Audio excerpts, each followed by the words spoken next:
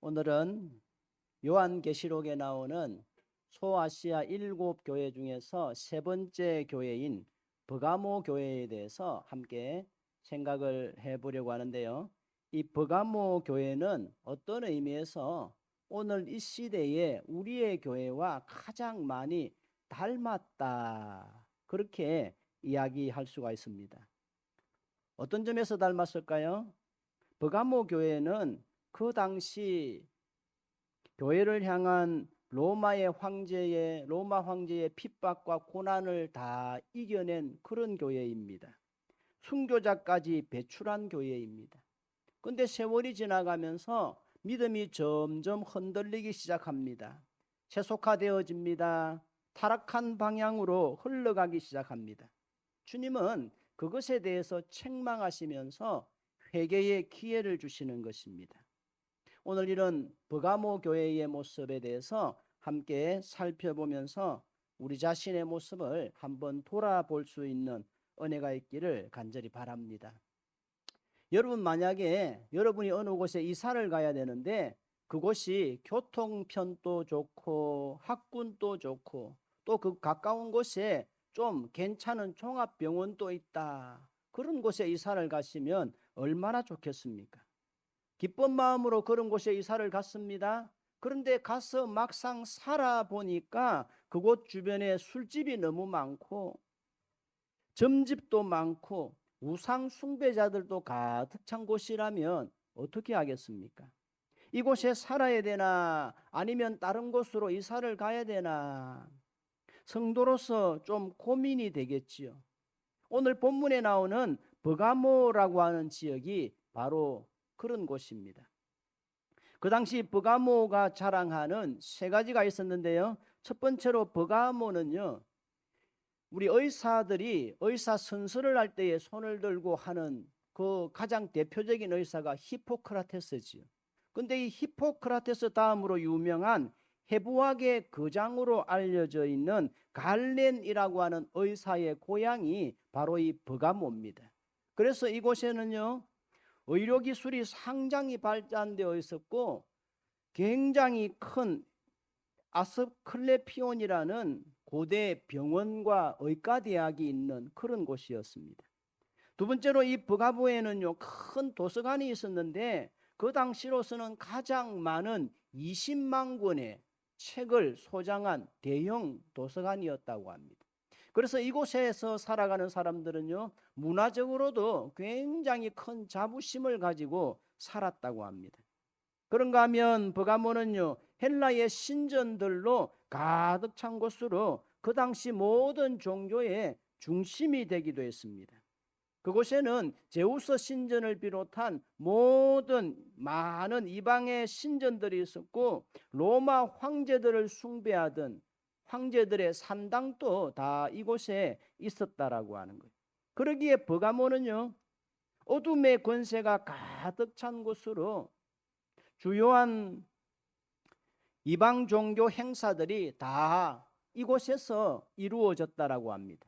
본문 13절에 보시면 예수님은 버가모 교회를 향하여 너희가 어떤 형편 가운데 사는지 내가 잘 안다.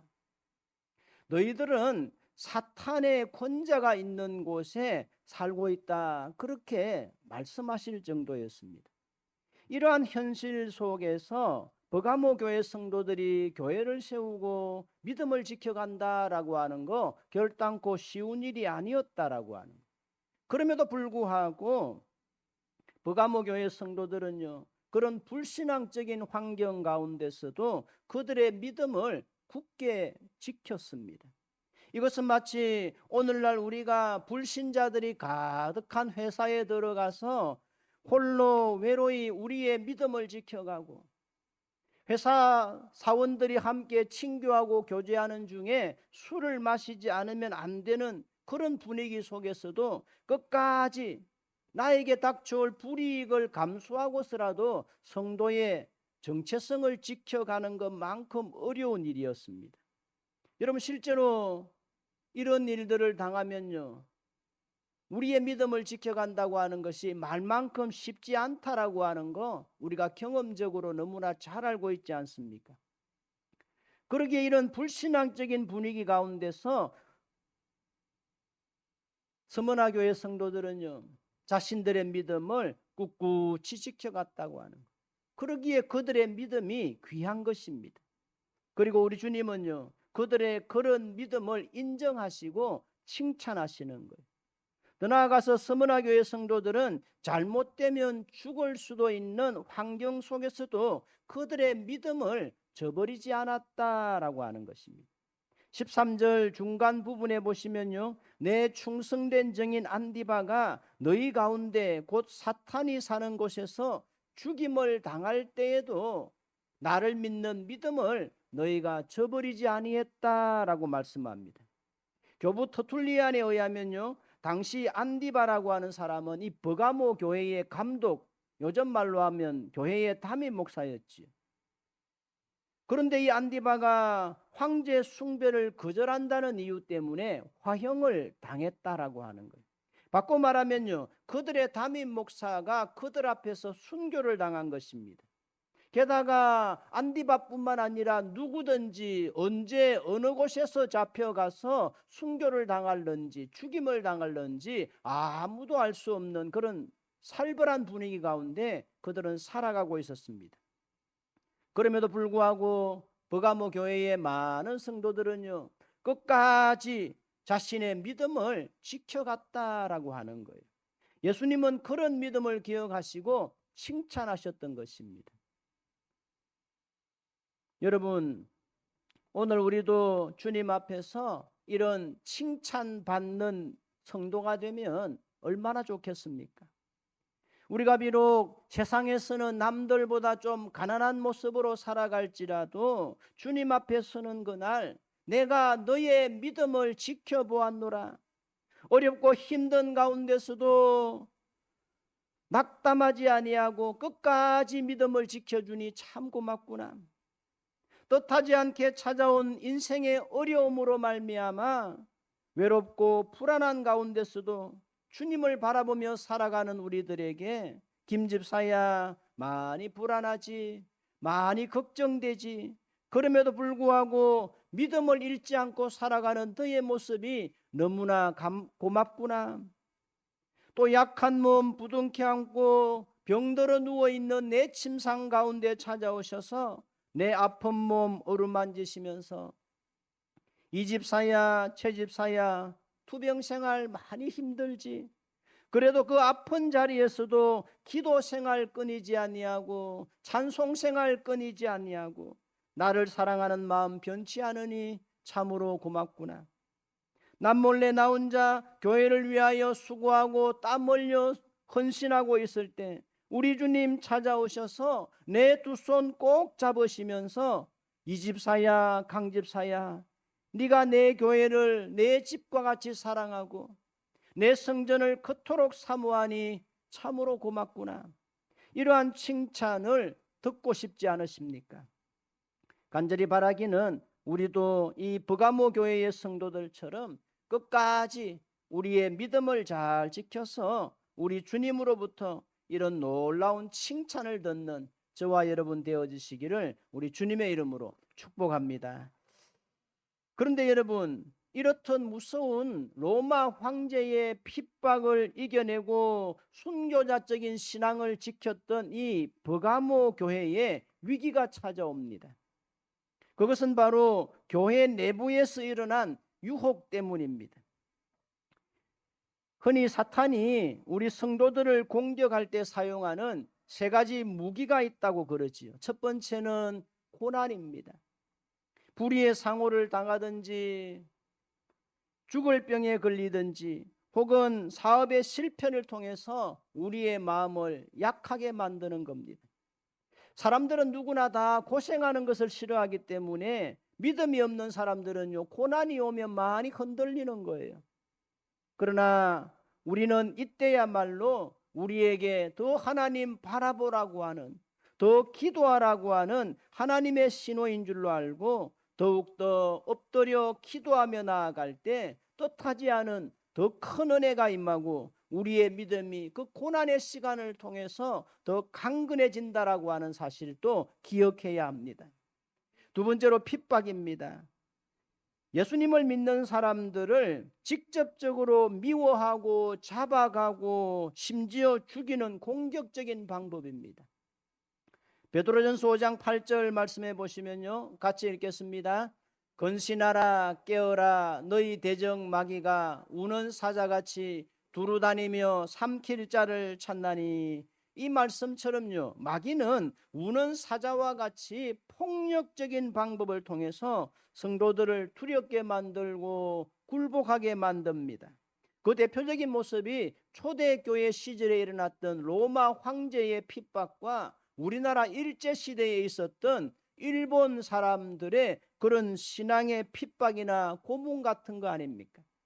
그럴 때 믿음 약한 사람들은요, 믿음의 자리를 다 떠나갔지만 믿음이 강한 사람들은요, 오히려 금이 뜨거운 용광로를 통해서 더 연단되어지고 더 깨끗한 금으로 더 순수하게 재련되어지듯이 그들의 믿음도 더 온전하게 거듭났던 것을 보게 되어집니다. 사탄이 교회를 무너뜨리는 세 번째 방법은 달콤한 것으로 유혹하는 것입니다. 주로 먹고 살만한 시대에, 풍부하고 부유한 시대에 많이 나타나는 방법이지요. 요즘 같은 시대입니다. 어떤 의미에서요, 이것은 고난이나 핍박보다도 훨씬 더 무서운 사탄의 공격입니다. 왜냐하면 이런 부요의 시험이라고 하는 것은요, 시험 같지도 않은 시험이기 때문입니다. 그래서 성도들이 알고도 넘어지고 모르고도 넘어지는 겁니다. 실제로 우리 주변을 보면 신앙의 환난이나 핍박 때문에 넘어지는 사람들보다 사는 게 너무 바쁘고 할 일이 너무 많고 놀 일이 너무 많고 또 만나야 될 사람들이 너무 바빠서 믿음의 자리에서 점점 멀어지는 사람들을 보게 되어집니다. 그래서 종종 가정에 어려운 일이 생기고 자녀들 가운데 힘든 일이 생기고 건강에 어려움이 찾아오면 하나님 앞에 나와서 예배도 더 잘 드리고 울고 불고 기도도 더 잘 하시던 분들이 어느 순간 가정의 문제가 해결되고 자녀의 문제가 해결되고 건강의 문제가 해결되고 좀 살만해지면 언제 그랬냐는 듯이 자기도 모르게 어느 순간부터 예배에 자주 빠지게 됩니다. 기도 소리도 더 작아지게 된다는 거예요. 그러나 이게 영적으로는 더 큰 위기의 순간이다라고 하는 것을 기억해야 합니다. 그러기에 우리 성도들에게 있어서 적당한 고난은 오히려 축복의 통로가 되기도 한다는 거예요. 혹시 오늘 여러분의 삶 가운데 도무지 견디기 힘든 일이 있습니까? 도무지 풀리지 아니하는 가정에 어려운 문제들이 있습니까? 그러시다면 그 고난을 통한 하나님의 숨은 뜻이 있다라고 하는 것을 믿고 잠잠히 기다려 보시기를 바랍니다. 여러분의 삶 가운데 찾아온 그 고난과 어려움은 여러분들을 망하게 하려는 것이 아니라 오히려 여러분들이 무너지지 아니하도록 여러분의 인생을 붙잡아 주시고 믿음을 붙잡아 주시는 하나님의 손길이라고 하는 것을 믿으실 수 있기를 바랍니다. 버가모라고 하는 이름 속에는요, 혼합된 결혼 혹은 이중 결혼이라는 뜻도 있다고 합니다.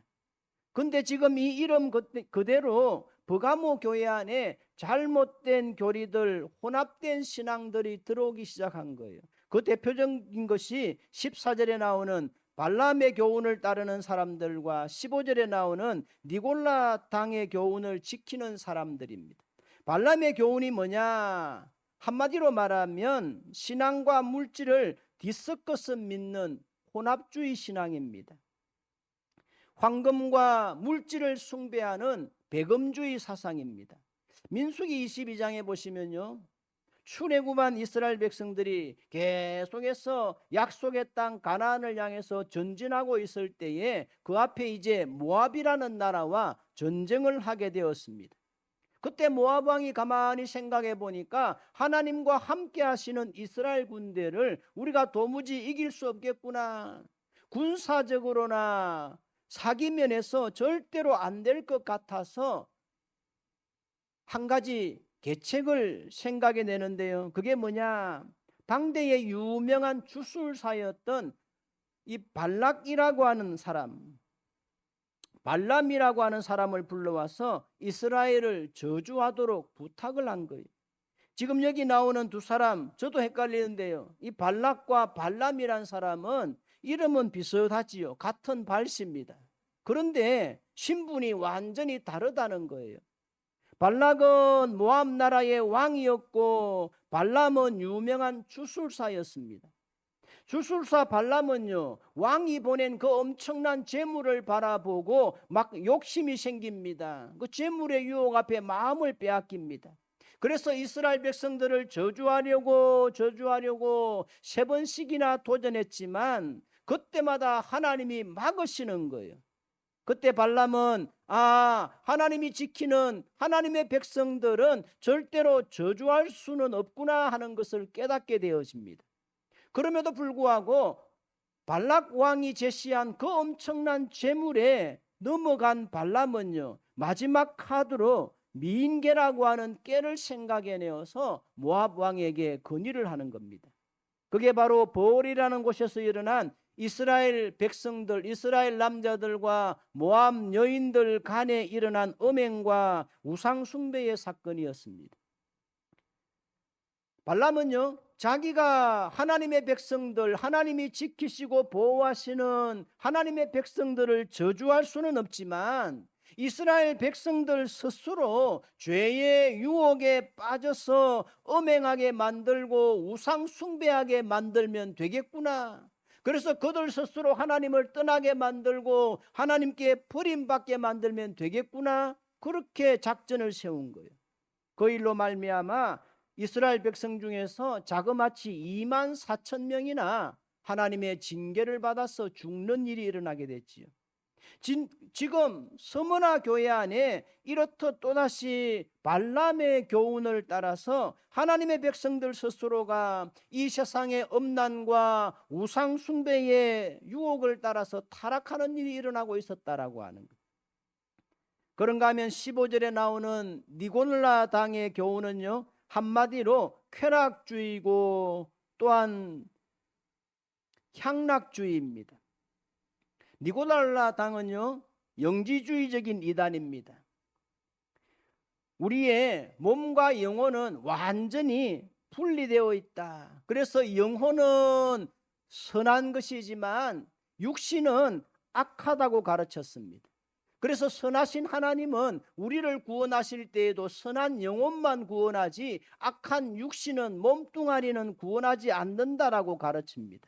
그러니 나중에 우리가 구원받을 때도 우리의 영혼만 구원을 받기 때문에 몸이야, 예수 믿은 다음에 구원받은 다음에 우리의 몸이야 어떻게 살아가든 어떤 죄를 지으며 살아가든 아무런 상관이 없다고 가르치는 거. 왜?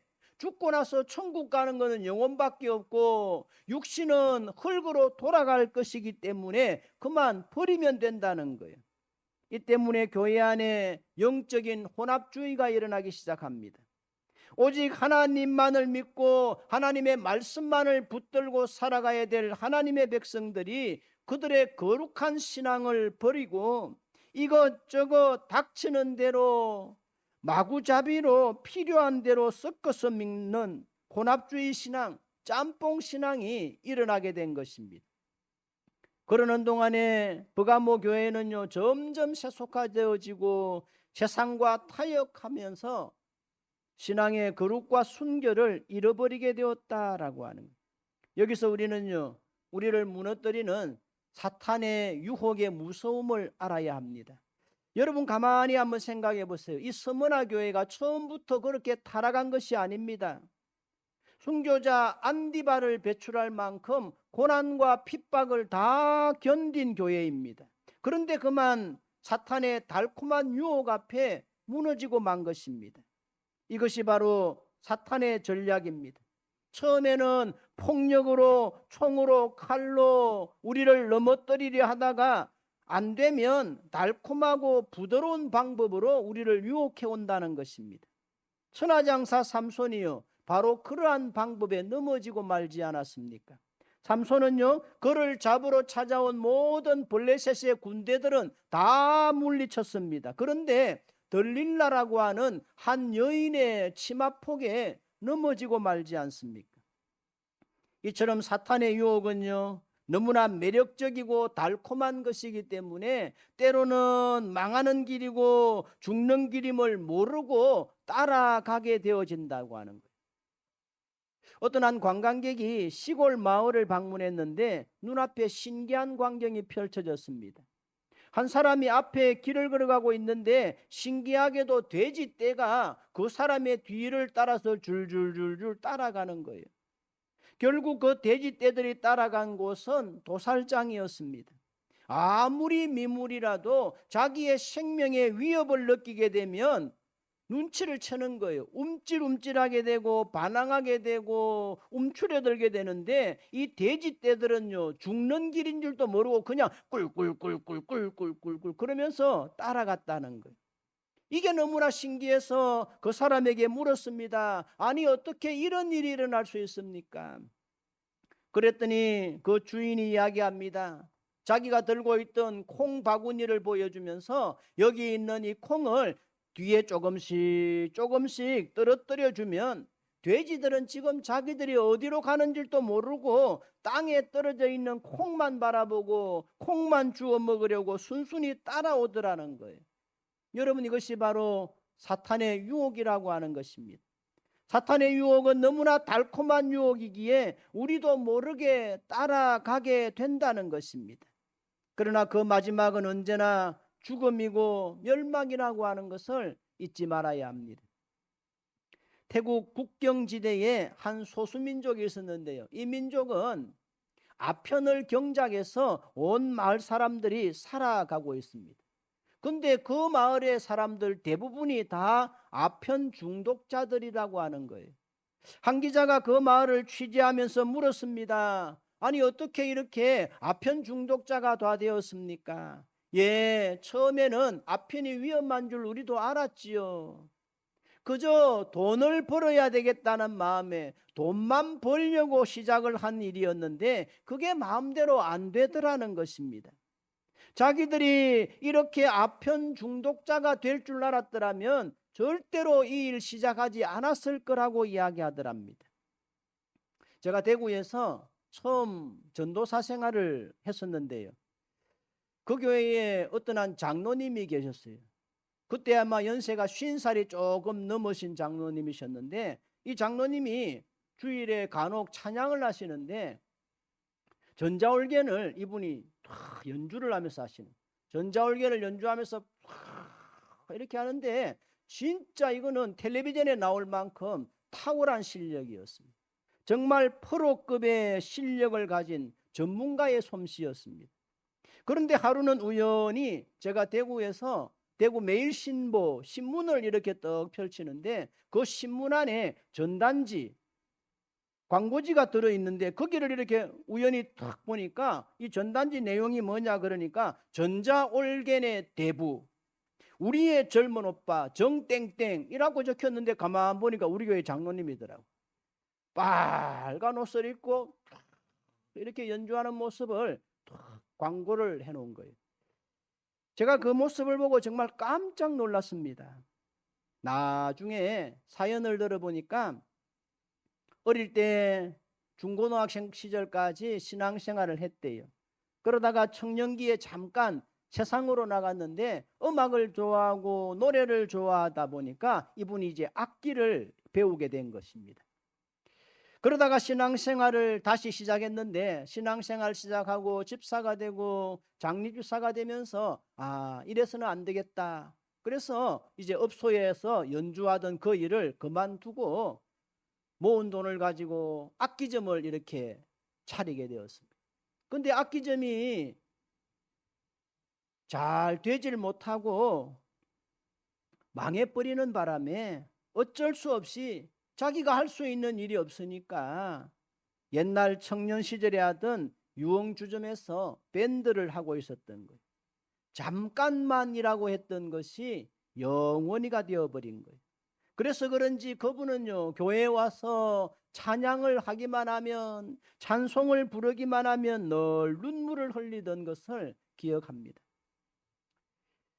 여러분, 그러면 한때 순교자의 신앙으로 모든 환난과 핍박을 다 이겨냈던 그 버가모 교회가 왜 이렇게 세속화의 유혹에 휘말리게 된 것입니까?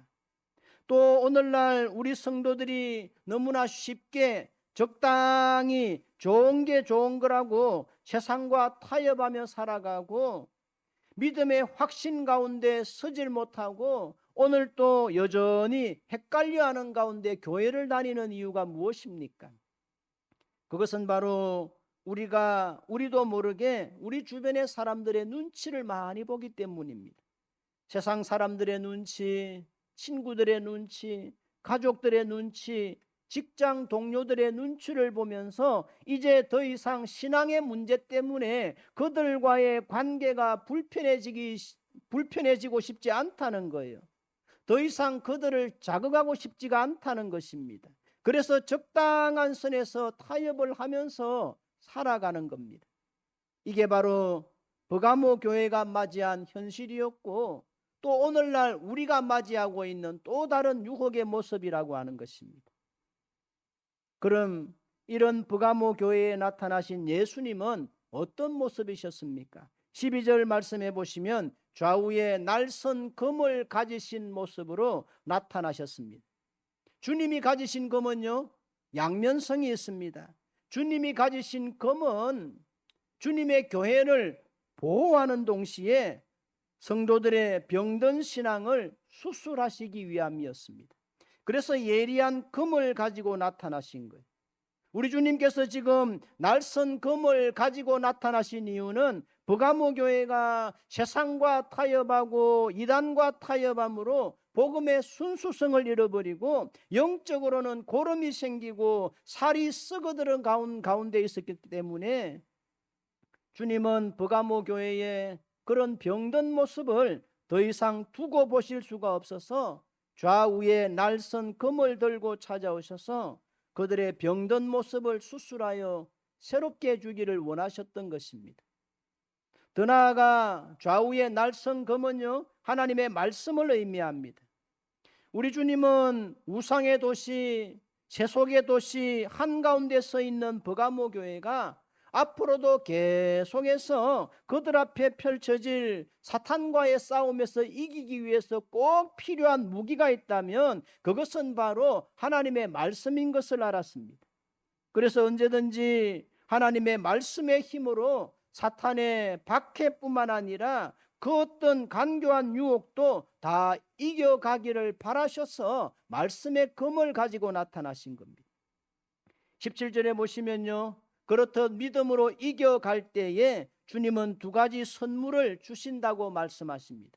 먼저는 감추었던 만나를 주신다라고 했습니다. 만나는요, 이스라엘 백성들이 광야를 지날 때 하나님이 하늘에서 내려주신 하늘의 양식이고 생명의 양식입니다. 여러분, 이것은 무엇을 의미합니까? 여러분 가만히 생각해 보세요. 이스라엘 백성들이 광야를 지날 때 농사하지 않았습니다. 길쌈하지 않았습니다. 그저 하늘만 바라보고 하나님만 의지할 때에 하나님이 하늘 문을 여시고 하늘 양식 만나를 내려주지 않았습니까? 이처럼 버가모 교회 성도들아, 너희가 지금 당장은 세상과 타협하지 않으면 먹고 살 길이 없는 것 같아서 타협하고 있지만 너희가 믿음으로 하나님만을 바라보고 세상과의 타협을 멈추는 순간에 내가 하늘의 만나로 하늘의 양식으로 너희를 더 배불리 먹이시겠다라고 하는 약속의 말씀입니다. 두 번째로 흰 돌을 주신다고 했습니다. 중동 지방에서요, 재판을 할 때에 재판관들이 흰 돌과 검은 돌 두 돌을 가지고 재판을 합니다. 그러다가 그 사람이 유죄다 그럴 경우에는 검은 돌을 던지고 무죄다 그럴 경우에는 흰 돌을 던졌다고 합니다. 또 죄수들을 무장시켜서 맹수들과 싸움을 하는 중에 그 사람이 맹수와 싸워서 이기게 되어지면 흰 돌을 던짐으로써 그 사람이 이제는 자유의 몸이 되었다라고 하는 것을 선포했다고 합니다. 그때 그 돌에는 그 사람의 이름이 새겨졌다는 거예요. 그러기에 이 흰 돌 위에 새겨진 이름은요, 승리자의 이름이고 승리자의 새로운 신분과 지위를 의미하는 것입니다. 이것은 오늘 우리도 마찬가지입니다. 오늘도 사탄은 끊임없이 우리를 유혹합니다. 하나님을 믿어도 좀 적당히 믿고 좀 적당히 타협하면서 세상의 재미난 것들을 함께 누리면서 살아가자고 그렇게 유혹합니다. 이런 유혹 앞에서 우리가 세상을 이길 수 있는 힘이 무엇입니까? 그것은 바로 13절에 나오는 말씀처럼 우리가 우리 주님의 이름을 굳게 붙드는 것입니다. 버가모 교회 성도들이요, 주님의 이름을 굳게 붙들었을 때 세상의 모든 고난도 유혹도 다 이기지 않았습니까? 이처럼 우리도 우리 주님의 이름을 다시금 굳게 붙잡아야 합니다. 왜요? 예수님의 이름만이 우리의 힘이 되고 능력이 되기 때문입니다. 예수님의 이름만이 우리의 기쁨이고 우리의 구원이고 치료고 승리가 되기 때문입니다. 그러기에 우리가 이 세상 끝날까지 굳게 붙잡아야 할 이름은 예수 그리스도뿐이십니다. 사탄을 이길 수 있는 힘도 예수님의 이름뿐이고 우리 앞에 닥칠 모든 세상의 풍파와 고난과 유혹을 이길 힘도 예수 그리스도의 이름뿐입니다. 간절히 바라기는 우리의 승리가 되시고 구원자가 되시는 예수님의 이름을 끝까지 붙들고 우리의 믿음을 잘 지켜가심으로 우리 모두 다 우리 앞에 주어져 있는 인생의 승리자들이 되시고 믿음의 승리자들이 다 되시기를 우리 주님의 이름으로 축복합니다. 아멘. 찬송하겠습니다.